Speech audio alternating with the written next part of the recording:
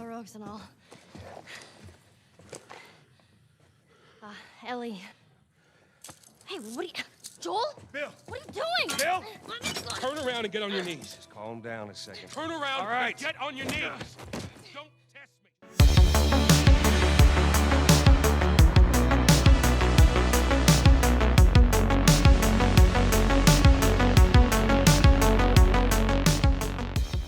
Bonjour les amis, je suis ravi de vous accueillir sur la chaîne pour une nouvelle vidéo, la critique de l'épisode 3 de The Last of Us.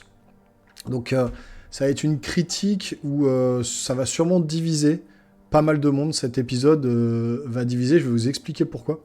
On parle beaucoup de wokisme et de progressionnisme, vous entendez ces mots un peu partout sur la toile si vous avez été regarder d'autres critiques.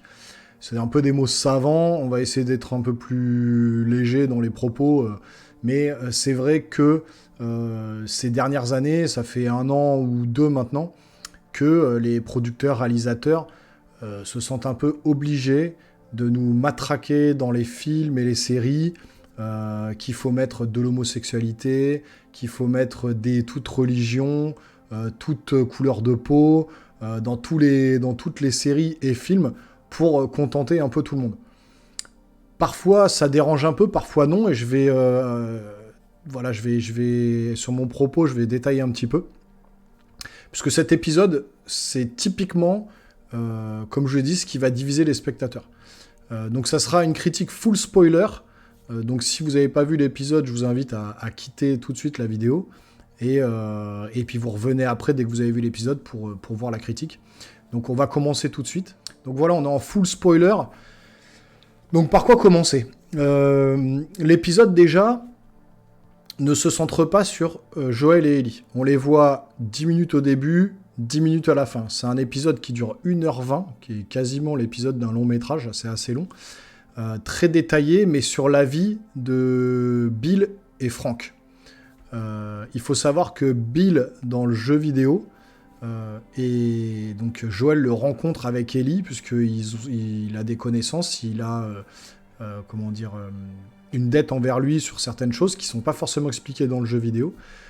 Et ils arrivent dans cette ville où c'est un survivaliste, qu'il a créé une espèce de barrière autour de la ville avec des mécanismes, des pièges de partout pour les rôdeurs, les infectés, et puis les hommes qui voudraient l'attaquer.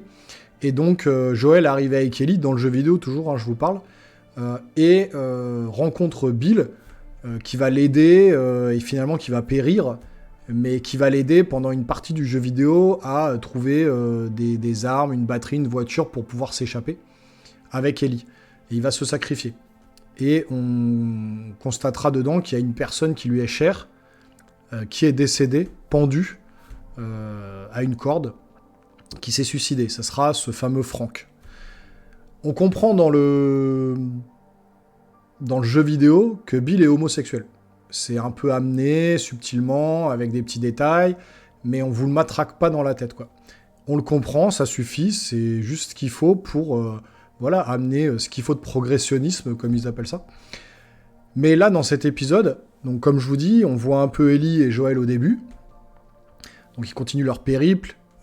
Ils arrivent effectivement dans une plaine avec un avion qui s'est écrasé, on voit des cadavres un peu partout. Et là, il y a une petite ellipse, bim, on retourne en 2003, juste après l'épidémie, et on voit ce fameux Bill, donc, qui est survivaliste, qui reste dans sa ville, dans son bunker, et qui va y vivre un certain temps avant qu'il y ait une personne qui arrive. Donc là, l'ellipse se passe, et là, on part sur 45 minutes d'épisodes uniquement sur Bill et Frank, pour revenir à la fin sur Joel et Ellie. On reviendra à la fin de la critique. Et donc, on arrive sur Bill et Frank qui tombe dans un des pièges de Bill. Bill qui le récupère, qui est menaçant, etc., qui a une belle maison, qui cuisine bien, qui a du bon vin, etc., qui a réussi à garder une certaine humanité dans ce monde un peu désolé. Et le problème, c'est que, il tombe amoureux. Ça, pas de problème. Ça pourrait être des hétéros, ça pourrait être des homos, peu importe l'orientation sexuelle de la personne. Ça me dérange pas. C'est juste que c'est très exacerbé. C'est-à-dire qu'ils vont montrer des passages où ils vont tomber amoureux, ils vont commencer à s'embrasser, Frank va demander à Bill d'aller sous la douche, de prendre une douche. Il va se mettre tout nu dans le lit. Bill va sortir, il va lui faire tomber sa serviette. Il va commencer à le caresser, à l'embrasser. Ensuite, il va lui faire une fellation. Enfin, ça dure 10 minutes, 15 minutes. C'est beaucoup trop, quoi. Je veux dire, ça en devient presque gênant. À l'heure où aujourd'hui, on n'a plus de scènes, on va dire, de sexe, entre guillemets, que ce soit vraiment très montré ou un peu suggéré entre des hétéros, hommes et femmes, on n'en a plus du tout dans les films. Par contre, des scènes lesbiennes ou homosexuelles, on nous les met à tout va. Donc, moi, en soi, le côté, justement, orientation sexuelle, ça me dérange pas. J'ai rien contre, mais il faut pas exacerber le truc et en montrer trop à l'écran.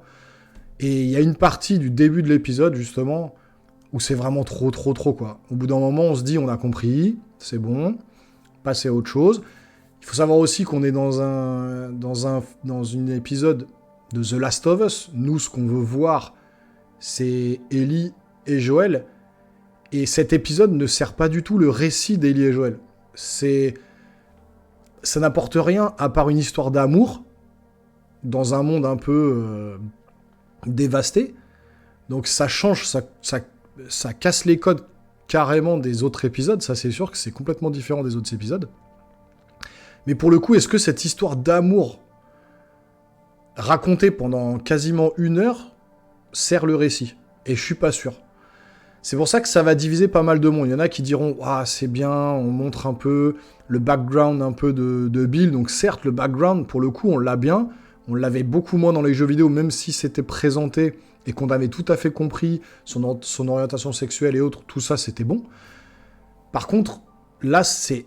Pour ma part, encore une fois, c'est subjectif, c'est mon avis, je trouve ça un peu trop exacerbé. Ils en montrent trop à l'écran. Ils auraient pu montrer leur couple, montrer leur vie de tous les jours, mais pas en arriver à des points où on montre toutes les scènes de sexe, les trucs. Enfin, c'est un peu trop, quoi. Alors, c'est que le début de l'épisode. Je vous avoue que la fin de l'épisode m'a touché. Je suis pas insensible, ça m'a touché. C'est assez triste. Donc, encore une fois, on est en full spoiler, donc voilà... Frank va mourir à la fin parce qu'il a un cancer, donc comme il n'y a plus de médecin, il peut pas survivre. Il va demander à Bill de lui faire un dernier repas avec du vin et mettre des médicaments pour qu'il s'endorme paisiblement, qu'il meure, il va se suicider par voie médicamenteuse. Et Bill va le suivre aussi, il va prendre les médicaments et mourir avec lui, ce qui est pas du tout pour le coup le parti pris de changer complètement l'histoire de The Last of Us. Là par contre c'est réussi. Ils ont complètement changé l'histoire, parce que normalement, Bill est vivant dans le jeu vidéo, il reçoit Joel et Ellie, et Frank se pend donc dans une maison. Là, c'est pas du tout le cas. Ils meurent tous les deux dans le lit paisiblement. Comme ils disent dans le film, c'est très romantique. C'est un peu à la Roméo et Juliette. Donc, ça marche bien. Je veux dire, le côté sentiment, on est touché vraiment par ces deux personnes qui s'aiment, et qui veulent finir ensemble leur vie parce qu'ils ont vécu 10-15 ans ensemble dans l'épisode, parce qu'en 2003 jusqu'en 2013 et même 2023, donc en gros, vraiment, on a toute cette ellipse où ils vivent ensemble pendant des années, donc c'est un vrai couple fusionnel, et c'est touchant, cette mort à la fin est touchante, c'est vrai, il y a des moments où c'est très touchant, mais il y a ce début de l'épisode qui, pour moi, en fait trop. Voilà, pour moi, clairement, ça en fait trop, et surtout... ça n'apporte rien à l'histoire. C'est-à-dire que Ellie et Joel arrivent sur la fin, ils sont morts, il y a une lettre assez touchante qui est écrite à Joel, etc. Et il dit à Joel, serre-toi, prends ce que tu veux, et donc il prend une voiture, des armes, des médicaments, de la nourriture, et ils partent avec Ellie. Donc 10 minutes au début de Joel et Ellie, 10 minutes à la fin, pour au milieu raconter une histoire d'amour qui pour moi n'a pas trop d'intérêt pour le récit de The Last of Us. Donc, voilà, ça va diviser, c'est clair, c'est pas un mauvais épisode, mais j'ai largement préféré le 1 et le 2.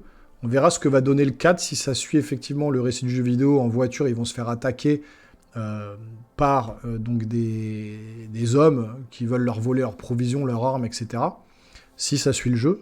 Là, ça s'est complètement écarté, effectivement, du jeu vidéo, et c'est une bonne chose pour le coup, parce qu'on est un peu étonné, ça sort des sentiers battus, on n'est pas en terrain connu parce que ceux qui ont fait le jeu comme moi vont se dire « Ah, c'est bien, ça change !» On voit vraiment le background de Bill et Frank, etc. C'est pas mal amené, il y a des choses touchantes, c'est assez sympa de voir cette relation de couple, mais pour moi, il y en a un petit peu trop. Voilà, pour moi, c'est un petit peu trop. On veut toujours montrer ça à la télé maintenant. Faut que ce soit musulman, chrétien, athée, afro, asiatique, homosexuel, hétérosexuel. Voilà, et on veut trop en mettre. Et du coup, ça dessert l'histoire, je trouve, pour moi. Pour moi, ça dessert l'histoire. C'est bien, on voit le background de Bill, c'est intéressant, mais ils en ont fait un petit peu trop sur cet épisode, me concernant. Donc c'est pas un mauvais épisode, mais voilà, ça fait une petite coupure dans l'histoire, et on va attendre l'épisode 4, clairement, pour voir la suite. Donc voilà, si vous avez fait le jeu, vous allez être étonné, je pense. Si vous n'avez pas fait le jeu, vous allez être aussi étonné, je pense, par comment cette relation est amenée à l'écran. Ça va peut-être gêner certains. Moi, j'ai eu quelques petits moments de gênance quand même, j'avoue. D'autres où ça m'a touché, vraiment. Donc, voilà, vous me direz en commentaire ce que vous avez pensé de l'épisode, une fois que vous l'aurez vu, ou si vous l'avez déjà vu. On en parle en commentaire. Ça, je serais intéressé de voir votre avis. On se voit très rapidement sur une nouvelle vidéo. Pensez à vous abonner et puis à lâcher des pouces si la critique vous a intéressé ou si la vidéo vous a plu. C'est important, des bons pouces en l'air de la part de tout le monde. Ça permet de faire monter la chaîne. Je compte sur vous. Et on se revoit donc très bientôt sur une nouvelle vidéo. Portez-vous bien les geeks. Ciao, ciao.